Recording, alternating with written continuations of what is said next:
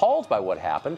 But Yvette Filarca is not among those people. Besides working as a public school teacher in California, she is the national organizer for the Coalition to Defend Affirmative Action, Integration, and Immigrant Rights, and Fight for Equality by Any Means Necessary. BAM is the acronym. Filarca is willing to integrate violence into her political agenda, as you can see from this clip of her disrupting a rally last summer in Sacramento. Are these people going to get off our street? We don't have a speech. You need to go, boy. Hey, say we sit guys. Be nice. Come here now. Off our streets. Get the off our streets. You, sir. Please. I'm just here to protest. Please up. Stand down. Get out. Get back. Filarca helped organize the Berkeley protests, and she says activists ought to copy its tactics for other speakers and events around the country. Yvette Filarca is with us now. Yvette, thanks a lot for joining us. So you did a bunch of interviews after, and you were asked about this, and you were, to your credit, I think, very straightforward about it and unapologetic. And you said, yeah, this guy was a fascist, Milo's a fascist, and we shut him down. You didn't pretend otherwise. We shut him down, and that's what you do with fascists. I think I'm characterizing what you said correctly. Just so we can understand the standard here, what is a fascist? So a fascist is someone who's organizing a mass movement that's attacking women, immigrants, black people, other minority groups in a movement of genocide. That's what a fascist is. Okay. So it's someone who's committing violence? And it's someone who's committing violence and who's trying to organize other people to commit violence. Okay. And Milo Yiannopoulos is a fascist. Okay. So he's committed acts of violence against the protected groups you mentioned? Well, what he's doing is he's trying to be the youth face and the token that other people who are organizing violence try to hide behind. And so in all of his talks all over the country, what Yiannopoulos has done is whip up a whole lynch mob mentality where people who come to see him or his supporters not only agree with his views, but also attack other people. And that was certainly true in Washington State when one of his supporters came and actually shot an anti-fascist protester.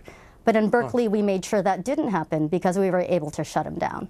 So, but you're conceding that Milo himself has not committed acts of violence, and nor has he incited violence by the legal definition. He'd be in jail if he did. But you're saying that because people who agree with him have committed violence, he should not be allowed to speak. You know, a fascist movement takes many forms, and it always tries to have one form that looks respectable and a little bit milder. But Yiannopoulos isn't just a stand-up comedian, and he isn't someone who just has ideas and posts them up on YouTube. He's someone who is funded by Breitbart and Steve Bannon to go around to college campuses to try to recruit other young people to then conduct those attacks on his behalf and on Trump's behalf. But I'm really, really glad to say that thousands of us were out there last week, or February 1st, and made sure that there were thousands of us to make sure that we defended our campus, this community, and especially the immigrant and Muslim students who were under attack and have been under attack by him and other fascists. Right, and by using violence, I mean, you don't shy away from that by any means necessary is the name of your group, and so it implies violence. So what should we do with fascists? I mean, if you think that someone is espousing genocide, what should we do with them? I mean, should that person be allowed to walk free? Should we put him in jail? Should we kill him? Should we exile him? I mean, it's a sincere question. If you're willing to use violence because you think someone is espousing genocide, what's the penalty for that? Well, first we've got to make sure we nip it in the bud, and we make sure that they're not allowed to recruit and act as if it's respectable to call for the mass murder of millions of people, in fact, millions who make up the majority of people in this nation at this point. Okay, and so just to be clear, there's no Milo Yiannopoulos, this is not a defense of him, just a factual point, has not ever said that, in public anyway, not that we have a record of.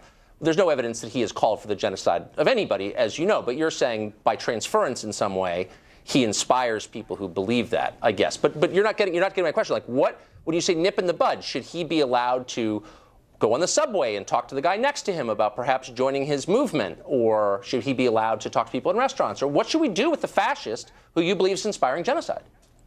So first of all, the alt-right is a neo-fascist movement, and they're trying to hide behind some softer versions of their more open counterparts who identify themselves as Nazis. But they're still part of the same movement, first of all. Second of all, when someone is trying to speak at a campus or at a rally, they're doing it not just because they have an opinion, but someone like Yiannopoulos or any other alt-righter or fascist or neo-fascist is doing it to recruit other people. No, we don't let them recruit. And in fact, when you look back at the Holocaust and the lessons that we draw from that, we don't say, oh, well, at least we let them voice their opinion. We say never again. Okay, well, but so, again, is when, now, and when especially we say that, after Trump. We elevate people like Dietrich Bonhoeffer or members of the plot against the leader of Nazi Germany to kill him. So, I mean, that was the response, of course, to the leader of that fascist movement. Most people think it was legitimate. Do you think, you're not answering my question, that people like Milo, who you've decided are fascists, should be allowed to speak in public? You said they weren't allowed to speak at Berkeley. He should not be allowed to speak in corner? public to spread his racist and misogynistic and homophobic lies. No, he does not have the right to do that. What about when he's using his speech to whip up attacks on people? No, he doesn't have the right to do that. So and I to spread wonder, lies about our humanity? No, he doesn't. Okay, so you're not allowed to say things that you think are untrue. Well, I mean, of course, in the case of Berkeley, no, he that's was not what I said. I didn't say you're not allowed to say things that are untrue. But if you're trying to spread racism and hostility, misogyny, rape, whip up people to lynch people, or to certainly have that mentality to rape people or to lynch them, absolutely not. And any decent human being, whether it was in a classroom or at a restaurant, if they heard someone doing that, would turn around and tell them, you need to stop talking. You are not welcome here. This is not a safe environment. You need to go. Well, that's what we did at UC Berkeley, and that was a good thing. Hit them or set fires. So you're a middle school teacher, which may surprise some of our students, or rather some of our viewers, that you have students. The First Amendment was always kind of the cornerstone of American civic life, the idea that you have the right to say something that other people may vehemently disagree with, but you have that right. It's enshrined in the Bill of Rights. Do you teach that to your students? The First Amendment is about free speech, but that's not an abstraction. And if there was someone in my classroom who was espousing rape or genocide or attacks on Muslims, I would certainly make sure that I stood up for the rest of my students and told them they need to stop. And if they refused to, they would need to leave. Would you hit them? In fact, fascism isn't just about abstract. No, I'm not finished though yet. And I'm not finished yet. If there is a fascist in any situation that I was in, I would call for other people to take action too, but it's not just about the immediate moment. Right. It's also within the context of building a movement. But I don't want this to be abstract. There is a movement against Donald Trump You're getting abstract. And against fascism. I want to bring this back to the concrete, as you said, and rightly so. So if there was a student in your class who started espousing what you believe is fascism, and you said you need to leave, you need to be quiet, you need to leave, and he didn't leave, would you hit him as you hit that protester? Would you beat him up? No, of course not. But that's not what we're talking about here.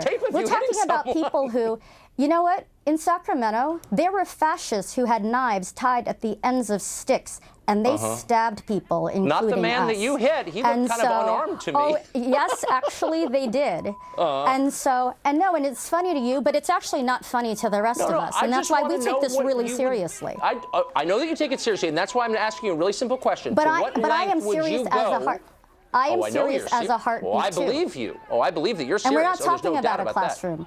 We're talking about people who are trying to kill and murder people and who've already done it. And who are trying to create a hostile environment on these campuses in order to do that. No, that's not a safe environment for immigrant students. That's not a safe environment for women or Muslim students or trans students.